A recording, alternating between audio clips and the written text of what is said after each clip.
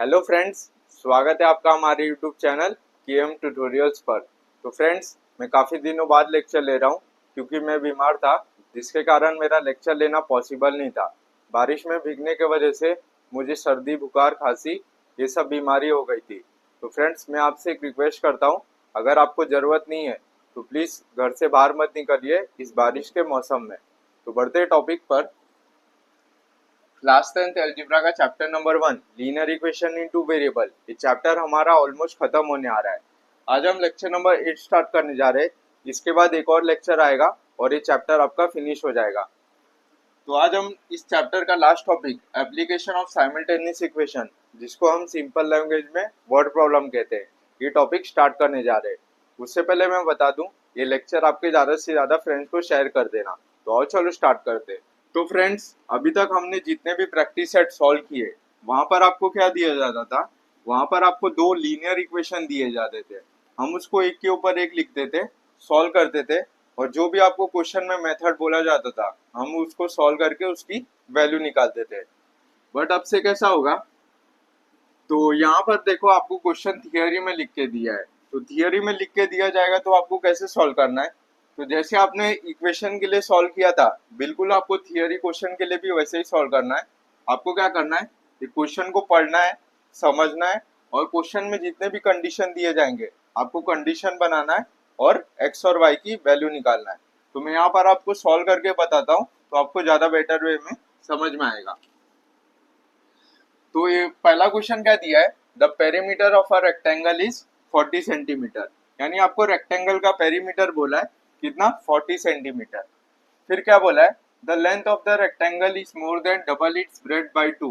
यानी बोला है कि जो आपका रेक्टेंगल का लेंथ होगा वो क्या होगा? डबल होगा ब्रेड से कितना? बाई 2। बाई 2 का मतलब क्या होता है? +2। फिर क्या बोला है? Find length and breadth. यानी आपको रेक्टेंगल का लेंथ और ब्रेथ फाइंड आउट करना है। तो सबसे पहले मैं अज्यूम कर लेता हूँ, जो आपका लेंथ होगा रेक्टेंगल का, उसको मैं x सेंटीमीटर अज्यूम कर लेता हूँ, और जो आपका ब्रेथ होगा रेक्टेंगल का, उसको मैं y सेंटीमीटर अज्यूम कर लेता हूँ। तो मैं इधर लिखता हूँ, let the length of rectangle be x centimetre and breadth of rectangle b y centimetre. तो मुझे लेंथ और ब्रेथ रेक्टेंगल का फाइंड आउट करने बोला था, तो मैंने length of rectangle x centimetre assume कर लिया, breadth of rectangle y centimetre assume कर लिया। अब मैं क्या करूंगा? कंडीशन बनाऊंगा। तो इस क्वेश्चन में आपको टोटल कितना कंडीशन दिया है? पहला है आपका पेरीमीटर का, और दूसरा है आपका लेंथ और ब्रेथ का, यानी टोटल दो कंडीशन दिया है। तो पहला कंडीशन बनाते हैं। तो मैं इधर लिखता हूँ, अकॉर्डिंग टू फर्स्ट कंडीशन। तो पहला कंडीशन क्या बोल रहा है आपको? The perimeter of a rectangle is 40 centimetre. तो जो आपका रेक्टेंगल का पेरीमीटर होता है उसका एक फॉर्मूला है। क्या formula? Perimeter is equal to 2 into length plus breadth. ये आपका पेरीमीटर ऑफ रेक्टेंगल का फॉर्मूला होता है। तो आपको क्वेश्चन में पेरीमीटर कितना दिया है? 40 दिया है। तो therefore 40 is equal to 2 length plus breadth. Length को हमने क्या लिया था? x लिया था। ब्रेथ को हमने y लिया था। तो 2x प्लस वाई। अब ये 2 को अंदर मल्टीप्लाई करेंगे तो 40 is equal to 2x plus 2y। अब आपका जो वेरिएबल्स है वो लेफ्ट हैंड साइड रहता है और कांस्टेंट राइट हैंड साइड रहता है, तो इसको आगे पीछे लिख देंगे। तो 2x plus 2y is equal to 40। तो ये आपका जो इक्वेशन है, इसमें आप 2 कॉमन है, तो मैं इसको 2 से डिवाइड कर लेता हूँ। तो therefore x plus y is equal to 20। तो ये आपका पहला कंडीशन बन गया। तो इधर आप लिख देना डिवाइडिंग बाय 2, वरना एग्जामिनर को लगे आपने इसको कॉपी करके लिखा है। तो ये आपका पहला कंडीशन बन गया। अब हम क्या करेंगे? सेकेंड कंडीशन बनाएंगे। तो मैं इधर लिखता हूँ, अकॉर्डिंग टू सेकेंड कंडीशन।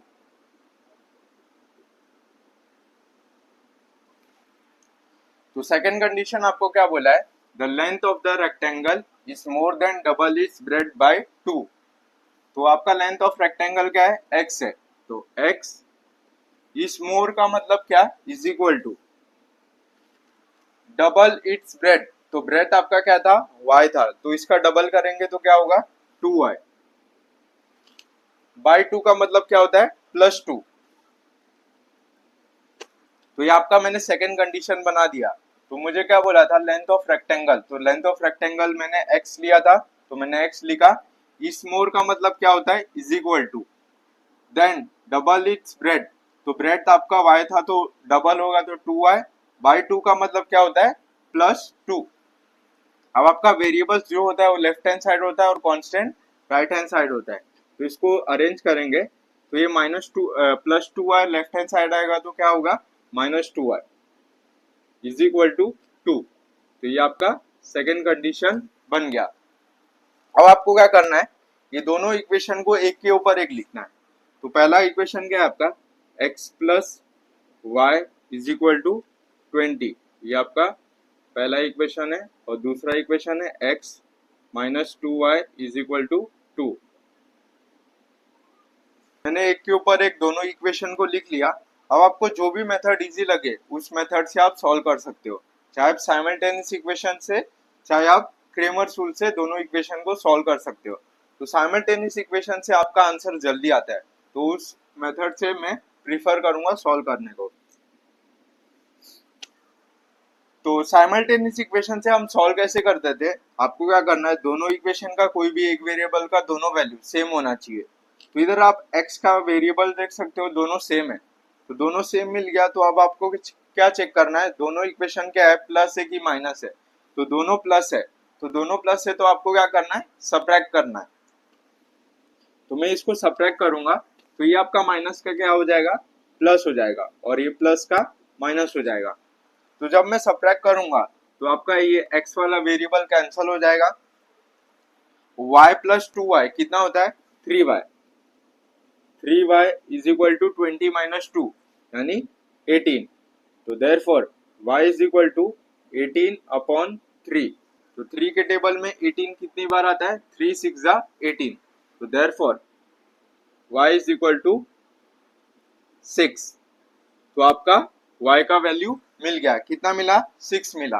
अब हम क्या करते थे, जब भी साइमल्टेनियस इक्वेशन से सॉल्व करते थे, तो अब आपको क्या करना है, दोनों इक्वेशन में से कोई भी एक इक्वेशन में आपको y की वैल्यू पुट कर देना है, तो आपको x की वैल्यू भी मिल जाएगी। तो मैं इधर लिखता हूँ putting y is equal to 6 in equation में 1 में सब्सटीट्यूट कर देता हूँ। तो इक्वेशन 1 क्या है आपका, x plus y is equal to 20। तो देयरफॉर x प्लस वाई का वैल्यू क्या है आपका 6 इज इक्वल टू 20। तो therefore x is equal to 20, ये प्लस 6 राइट हैंड साइड में जाएगा तो -6। तो therefore x is equal to कितना आएगा, 20 माइनस 6 यानी 14। तो आपका x और y की दोनों वैल्यू मिल गई। तो x क्या था आपका, x था आपका लेंथ और y क्या था आपका ब्रेथ था। तो इधर आप लिख देना, ये आपका ब्रेथ है और ये आपका लेंथ है। ये हो गया आपका, लेंथ आ गया 14 सेंटीमीटर और y ब्रेथ आ गया आपका 6 सेंटीमीटर। तो अभी बहुत सारे स्टूडेंट यूनिट लिखना भूल जाते हैं, जैसे मैंने यहाँ पर यूनिट लिखना भूल गया। तो आपको यूनिट लिखना भूलना नहीं है कि यूनिट से आपका 1 मार्क कट हो जाएंगे। तो आपका यूनिट क्या है, लेंथ का यूनिट क्या होता है सेंटीमीटर। क्वेश्चन में भी आपको सेंटीमीटर दिया है, तो जो आपको क्वेश्चन में यूनिट दिया है वही आंसर में आपको यूनिट लिखना है। तो इधर मैं क्या लिखूंगा 14 सेंटीमीटर और यहाँ पर भी 6 सेंटीमीटर। तो आपका यूनिट क्या है, सेंटीमीटर है। तो आपका लेंथ कितना आया 14 और ब्रेथ कितना आया 6 आया। तो लास्ट में आप एक स्टेटमेंट लिख देना, therefore the length of the rectangle is 14 centimetre and breadth of rectangle is 6 centimetre. तो ऐसे आपको वर्ड प्रॉब्लम के क्वेश्चन को सॉल्व करना है। तो उम्मीद करता हूँ कि आपको फर्स्ट सम समझ में आया होगा। तो इसको कॉपी कर लो, बढ़ते हैं सेकेंड सम पर।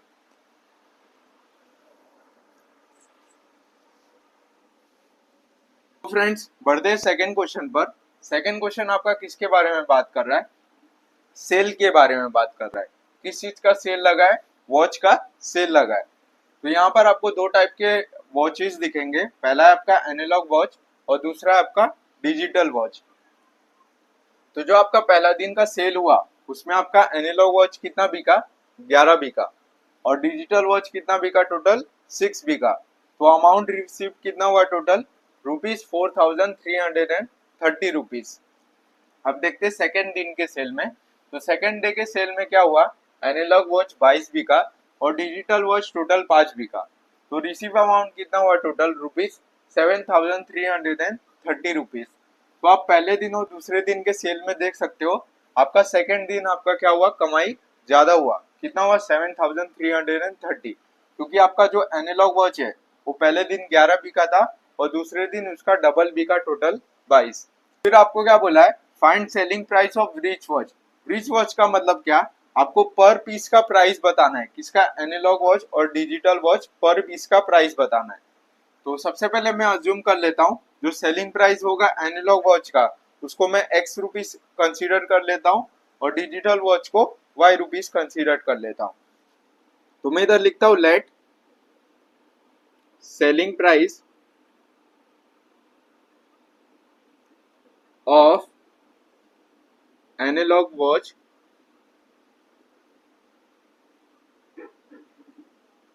B rupees x and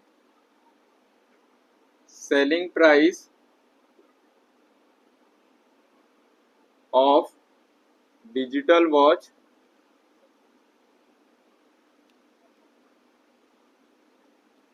be rupees y। तो मैंने सेलिंग प्राइस कंसीडर कर लिया, जो आपका एनालॉग वॉच है उसको मैं x कंसीडर कर लिया और डिजिटल वॉच को मैंने y कंसीडर कर लिया। अब मैं क्या करूंगा? कंडीशन बनाऊंगा। तो कंडीशन आपको इधर ही दिया है। क्या करना है आपको? पहला कंडीशन बनाना है। तो आप लिखोगे अकॉर्डिंग टू फर्स्ट कंडीशन। तो पहला कंडीशन आपको क्या बोला है? एनालॉग वॉच क्या है? 11 बी का है। तो एनालॉग वॉच आपको मैंने x लिया था तो क्या होगा? 11x आएगा। तो 11x प्लस डिजिटल वॉच कितना है आपका? 6 है। तो डिजिटल वॉच को मैंने y कंसीडर किया था तो 6y आएगा इज इक्वल टू कितना रुपीस हुआ टोटल? 4330। ये आपका पहला कंडीशन बन गया। तो आपको क्वेश्चन में ही कंडीशन दिया है, स्ट्रेट फॉरवर्ड दिया है। अब सेकंड कंडीशन बनाते हैं।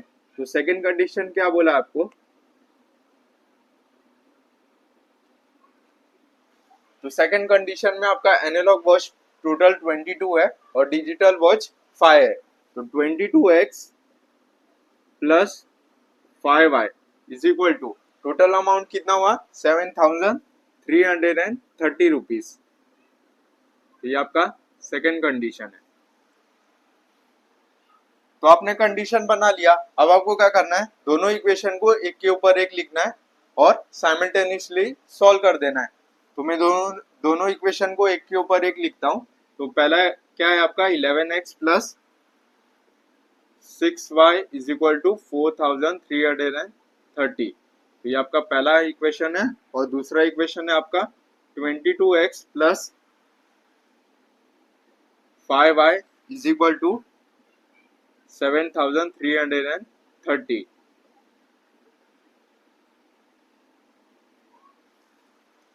तो साइमल्टेनियस इक्वेशन में हम लोग क्या चेक करते थे? सबसे पहले आपको चेक करना है दोनों इक्वेशन का कोई भी एक वेरिएबल का दोनों वैल्यू सेम है क्या। तो इधर आप x के साथ देख सकते हो 11 है, इधर x के साथ 22 है, इधर y के साथ 6 है और इधर y के साथ 5 है। तो दोनों में से कोई भी एक इक्वेशन सेम नहीं है। तो आपको क्या करना है? इसको सेम बनाना रहेगा। तो मैं पहले वेरिएबल को सेम बना सकता हूँ। इधर आपको x के साथ 22 दिख रहा है, इधर आपको x के साथ 11 दिख रहा है। तो मैं अगर पहले इक्वेशन को 2 से मल्टीप्लाई कर दूं तो 11 2 जा 22 होता है। तो ये दोनों इक्वेशन आपके सेम बन जाएंगे। तो मैं क्या करता हूँ? पहले इक्वेशन को 2 से मल्टीप्लाई करता हूँ। तो मैं इधर लिखूंगा मल्टीप्लाइंग इक्वेशन 1 बाय 2। तो मैं इक्वेशन 1 को 2 से मल्टीप्लाई करता हूं, तो क्या हो जाएगा आपका 11 टू जा 22, तो 22x प्लस 6 टू जा 12, 12y इज इक्वल टू, इसको 2 से मल्टीप्लाई करूंगा तो क्या होगा 4 टू जा 8, 3 टू जा 6, 3 टू जा 6 और 0, 8660। तो ये आपका नया इक्वेशन इक्वेशन 3 बन गया। तो आपका सेकेंड और थर्ड इक्वेशन, ये दोनों इक्वेशन सेम बन गया। तो यहाँ पर मेरा बोर्ड का साइज छोटा है, तो इसको आप कॉपी कर लो, मैं यहाँ पर सॉल्व करता हूँ। तो फ्रेंड्स यहाँ पर सॉल्व करते हैं। तो क्वेश्चन में जितने भी कंडीशन दिया था मैंने कंडीशन को बना लिया है, अब क्वेश्चन की जरूरत नहीं है। तो अब हम सेकेंड और थर्ड इक्वेशन को कंसीडर करेंगे। तो इसमें से आपका दोनों में से इक्वेशन बड़ा कौन सा है, ये आपका थर्ड इक्वेशन बड़ा है, 8630 एज कम्पेयर टू 7330। तो जो आपका बड़ा वाला है उसको आपको पहले लिखना है और छोटे वाले को बाद में लिखना है। तो थर्ड इक्वेशन आपका क्या है 22x plus 12y is equal to 8660। तो ये आपका थर्ड इक्वेशन है। और सेकेंड इक्वेशन क्या है आपका 22x plus 5y is equal to 7330। तो ये आपका सेकेंड इक्वेशन है। अब आपको क्या करना है, इसको साइमल्टेनियसली सॉल्व करना है। तो आपने सेम बना दिया है, दोनों प्लस है, दोनों प्लस है, तो क्या करते हैं हम लोग सब्ट्रैक्ट करते हैं। तो ये सब्ट्रैक्ट होगा, ये भी सब्ट्रैक्ट होगा और ये भी सब्ट्रैक्ट होगा। तो इसको सब्ट्रैक्ट करते हैं, तो ये आपका x वाला वेरिएबल कैंसिल हो जाएगा। 12 माइनस 5 कितना होता है, 12 माइनस 5 यानी 7। तो 7y इज इक्वल टू, अब इसको माइनस करेंगे तो 0 माइनस 0 0, 6 माइनस 3 3, 6 माइनस 3 3, 8 माइनस 7 यानी 1। तो आपका क्या आया 7y इज इक्वल टू 1330। तो आपका y का वैल्यू क्या आएगा, y is equal to 1330 upon 7। अब मैं क्या करता हूँ, इसको डिवाइड करता हूँ। तो 71330, तो 7 1 जा 7, 13 माइनस 7 कितना बचा 6, और ये 3 कैरी, 7 9 जा 63, तो यहाँ पर 0। तो आपका क्या आया, y का वैल्यू क्या आएगा, y इज इक्वल टू 190। तो आपका y का वैल्यू मिल गया, कितना मिला 190 रुपीज। यहाँ पर आप रुपीज लिख देना, यूनिट लिखना भूलना मत, यूनिट लिखना अगर आप भूल गए तो आपका मार्क्स कट जाएगा। तो y का वैल्यू आ गया 190 रुपीज। अब हम क्या करेंगे, x का वैल्यू निकालेंगे। तो x का वैल्यू कैसे निकालेंगे हम लोग, आपको y का वैल्यू कोई भी तीनों में से कोई भी एक इक्वेशन में सब्स्टिट्यूट करना है, आपको x का वैल्यू मिल जाएगा। तो मैं इक्वेशन में सब्स्टिट्यूट करता हूँ, तो मैं इधर लिखता हूँ putting y is equal to 190 in equation.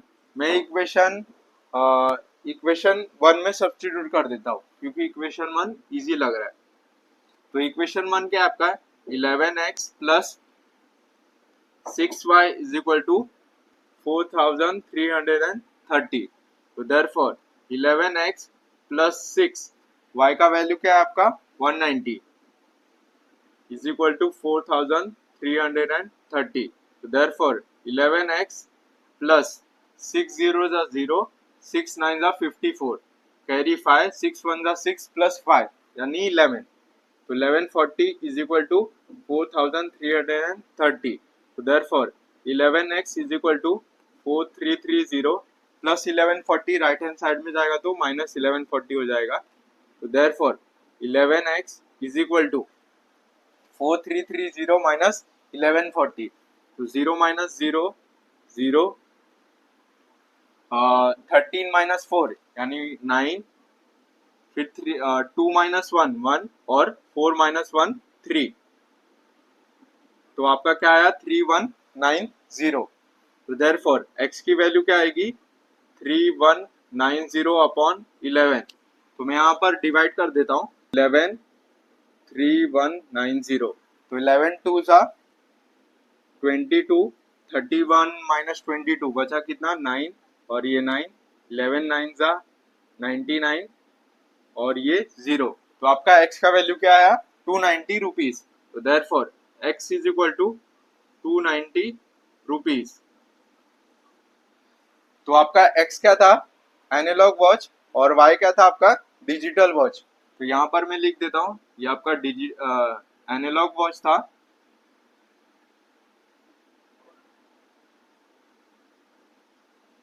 और ये आपका डिजिटल वॉच था।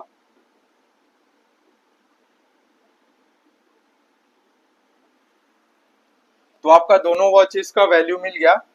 एनालॉग वॉच का आपका 290 रुपीज मिला पर पीस का, और डिजिटल वॉच के पर पीस का कितना मिला 190 रुपीज। तो आपको लास्ट में एक स्टेटमेंट लिखना है।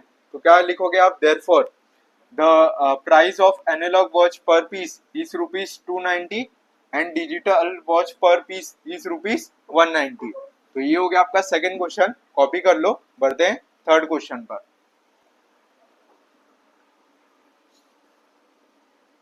तो फ्रेंड्स बढ़ते हैं थर्ड क्वेश्चन पर।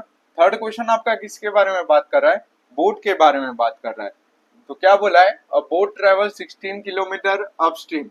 तो सबसे पहले हम लोग कंसेप्ट समझते हैं अपस्ट्रीम और डाउनस्ट्रीम का। तो इमेजिन करो, ये मैंने सपोज यहां से आपका वाटर फ्लो हो रहा है,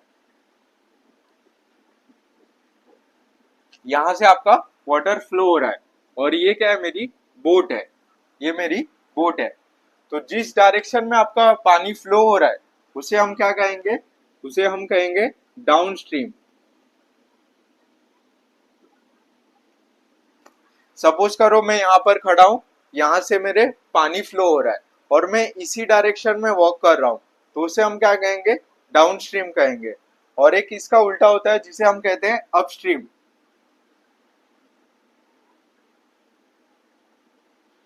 अपस्ट्रीम का मतलब क्या, सपोज करो मैं यहाँ पर खड़ा हूँ, ऊपर से पानी आ रहा है और मैं उसके उल्टे डायरेक्शन में वॉक कर रहा हूँ, तो उसे हम क्या कहेंगे अपस्ट्रीम कहेंगे।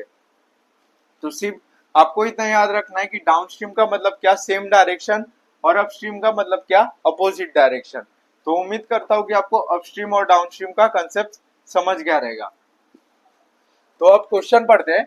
क्या बोला है, अ boat travel 16 kilometre upstream and 24 kilometre downstream in 6 hours. फिर क्या बोला है, वही सेम बोट आपका क्या हुआ 36 किलोमीटर अपस्ट्रीम ट्रेवल किया और 48 किलोमीटर डाउनस्ट्रीम ट्रेवल किया, कितने घंटे में, अब 13 घंटे में। फिर आपको फाइंड आउट करने क्या बोला है, find speed of water current and speed of boat in still water. यानी आपको वाटर करंट और स्टील वाटर में आपको स्पीड उसका पता लगाना है। तो स्टील वाटर का मतलब क्या, सूखा हुआ पानी। तो सबसे पहले मैं अज्यूम कर लेता हूँ जो आपका स्पीड होगा बोट का स्टील वाटर में, उसको मैं x अज्यूम कर लेता हूँ, और स्पीड ऑफ वाटर करंट को मैं y अज्यूम कर लेता हूँ। तो मैं इधर लिखता हूँ let speed of boat in still water be x kilometre per our.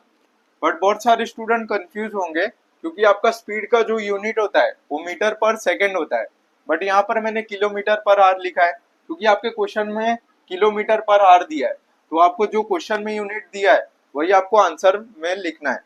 And speed of boat in water current be y kilometre per hour.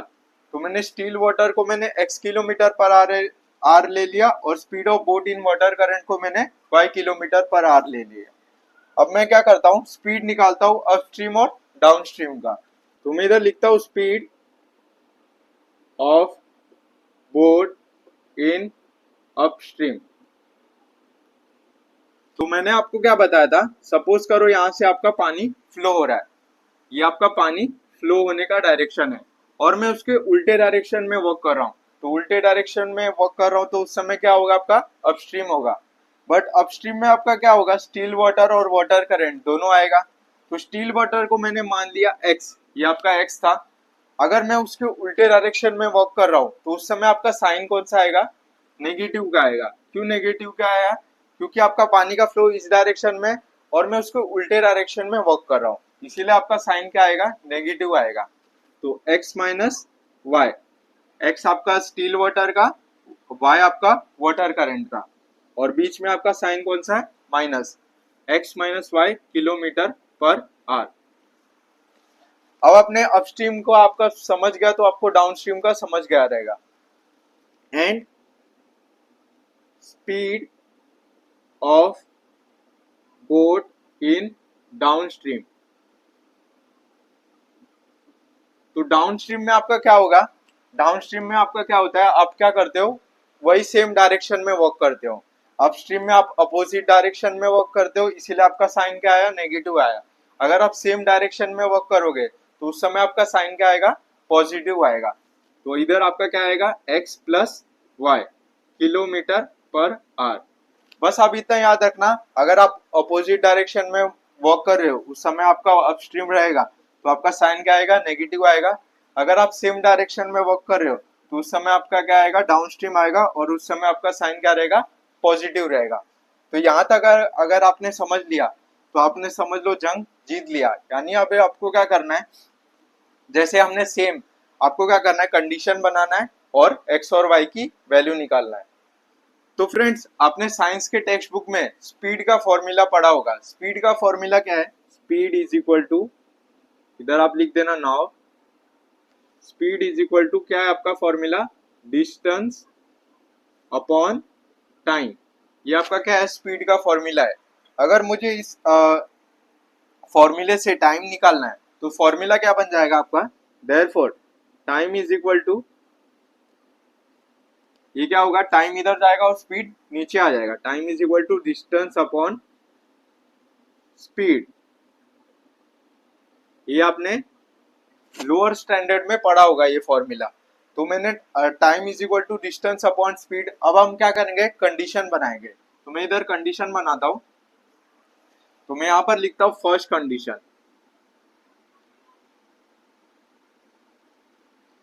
तो पहला कंडीशन आपका क्या बोलता है, अ बोट ट्रेवल 16 किलोमीटर अपस्ट्रीम।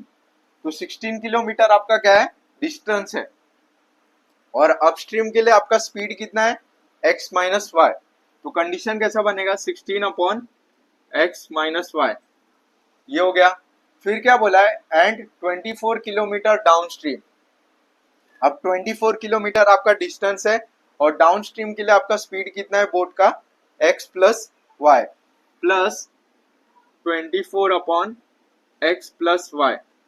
फिर क्या बोला है, is equal to time, is equal to कितने घंटे में बोला है, 6। तो ये आपका पहला कंडीशन बन गया। कैसा कंडीशन बनाया मैंने, बोट आपको क्या है, 16 किलोमीटर अपस्ट्रीम बोला था, तो 16 आपका डिस्टेंस है और अपस्ट्रीम के लिए आपका स्पीड कितना है, x माइनस वाई। वैसे ही आपका क्या बोला था, 24 किलोमीटर डाउनस्ट्रीम। तो 24 किलोमीटर आपका क्या है, डिस्टेंस है, और स्पीड क्या है आपका डाउनस्ट्रीम में, x प्लस वाई। तो मैंने कंडीशन बनाया इज इक्वल टू टाइम, तो 6 घंटे बोला था, तो ये आपका पहला कंडीशन बन गया। अब आपको सिमिलर वे में आपको सेकेंड कंडीशन बनाना है। तो सेकेंड कंडीशन आपका क्या बोला है, सेकेंड कंडीशन आपको क्या बोला है, the same boat travel 36 kilometre upstream. अब आपको बोला है 36 किलोमीटर अपस्ट्रीम, तो ये 36 आपका डिस्टेंस हो गया, और अपस्ट्रीम के लिए स्पीड कितना है आपका, x माइनस वाई, प्लस फिर क्या बोला है, एन 48 किलोमीटर डाउनस्ट्रीम। अब डिस्टेंस क्या है आपका, 48 किलोमीटर, तो 48 अपॉन डाउनस्ट्रीम के लिए आपका स्पीड कितना है, x प्लस वाई। अब कितने घंटे में बोला है, 13 घंटे में, इज इक्वल टू 13। तो ये आपका सेकेंड कंडीशन बन गया। तो इसको कॉपी कर लो, यहां पर मैं सॉल्व करता हूं। तो फ्रेंड्स, अभी हमने कंडीशन बना लिया है। अब हम इस कंडीशन के हेल्प से x और y की वैल्यू निकालेंगे। तो यहाँ पर आपको दिख रहा है कि क्या है, आपका फ्रैक्शन में दिख रहा है। तो प्रैक्टिस एट 1.4 हमने पूरा फ्रैक्शन से सॉल्व किया था। तो कैसे सॉल्व करते हैं हम लोग, सबसे पहले क्या करना है, आपको सब्सटीट्यूट करना है। तो मैं इधर लिखता हूँ पुट 1 अपॉन पहले क्या है x minus y, x minus y को मैं m सब्सटीट्यूट करता हूँ और 1 अपॉन x प्लस वाई को मैं n सब्सटीट्यूट करता हूँ। तो आपका इक्वेशन कैसा बनेगा 16 1 upon x minus y, 1 upon x minus y को मैंने m लिया तो 16m plus 24, 1 upon x plus y को मैंने n लिया तो 16m plus 24n is equal to 6। ये आपका क्या होगा इक्वेशन थर्ड बन गया। वैसे ही सिमिलर वे में आपको फोर्थ इक्वेशन बनाना है। फोर्थ इक्वेशन आपका कैसे बनेगा 36 और 1 अपॉन एक्स माइनस वाई को मैंने क्या लिया है m plus 48 1 upon x plus y को मैंने n लिया है इज इक्वल टू 13। तो ये आपका चौथा इक्वेशन बन गया। ये आपका नया इक्वेशन है थर्ड और फोर्थ। इसको आपने linear equation in two variable के फॉर्म में बना दिया जो आपका फ्रैक्शन में दिया था। अब आपको क्या करना है इसको साइमल्टेनियसली सॉल्व करना है और आंसर निकालना है। तो यहाँ पर आप कैसे सॉल्व करते हो साइमल्टेनियसली, आपको क्या करना है दोनों इक्वेशन का कोई भी एक वेरिएबल का दोनों वैल्यू सेम होना चाहिए। तो इधर m के साथ आप देख सकते हो 16 है, इधर m के साथ 36 है, इधर n के साथ 24 है, इधर n के साथ 48 है, यानी दोनों सेम नहीं है। तो इसको सेम बनाना रहेगा। सेम कैसे बनाते हैं हम लोग मल्टीप्लाई करके। तो इधर आप n के साथ देख सकते हो 24 है, इधर n के साथ 48 है। अगर मैं इक्वेशन 3 को 2 से मल्टीप्लाई कर दूं तो 24 2 48 हो जाएगा और इधर आपका पहले से 48 है, यानी ये दोनों इक्वेशन आपके सेम बन जाएंगे। तो मैं क्या करता हूँ इक्वेशन 3 को 2 से मल्टीप्लाई करता हूँ। तो मैं इधर लिखता हूँ मल्टीप्लाइंग इक्वेशन 3 बाय 2। तो इक्वेशन 3 आपका क्या है 16m, तो 16 इंटू 2 यानी 32m प्लस 24 2 जा 48n इज इक्वल टू 6 2 जा 12। तो ये आपका नया इक्वेशन 5 बन गया।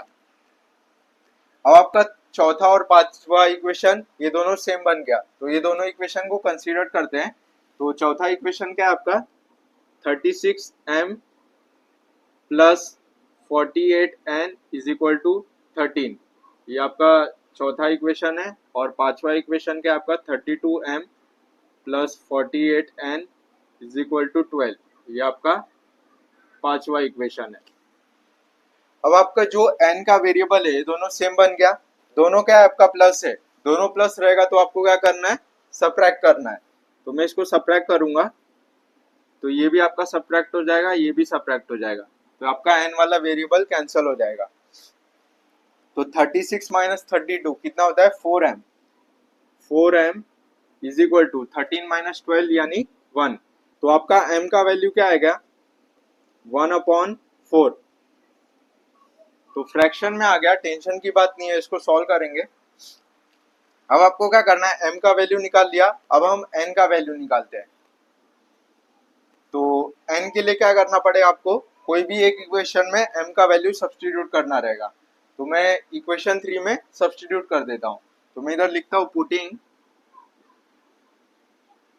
m is equal to 1 upon 4 in equation 3। तो इक्वेशन 3 आपका क्या है 16m plus 24n is equal to 6।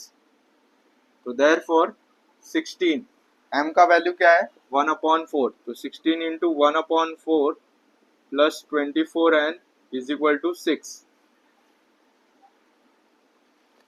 तो 4 1 जा 4 4 जा, तो therefore 4 into 1 4 plus 24n is equal to 6। तो therefore 24n is equal to 6। ये प्लस 4 राइट हैंड साइड में जाएगा तो माइनस 4। तो therefore 24n is equal to 6 minus 4 यानी 2। तो therefore n is equal to 2 upon 24। तो 2 1 जा 2 12 जा, तो आपका n का वैल्यू क्या आ गया 1 अपॉन 12। तो आपका m और n का वैल्यू मिल गया। तो इसको यहाँ तक कॉपी कर लो, आगे का सम मैं सॉल्व करता हूँ। तो आपको m और n का वैल्यू मिल गया। तो आप जब भी प्रैक्टिस सेट 1.4 सॉल्व करते थे, याद करो आप क्या करते थे, इसको रीसब्स्टिट्यूट करते थे जो आपने अज्यूम किया था। तो आपको क्या करना है, m और n का वैल्यू रीसब्स्टिट्यूट करना है। तो इधर अब मैं लिखता हूँ रीसब्स्टिट्यूटिंग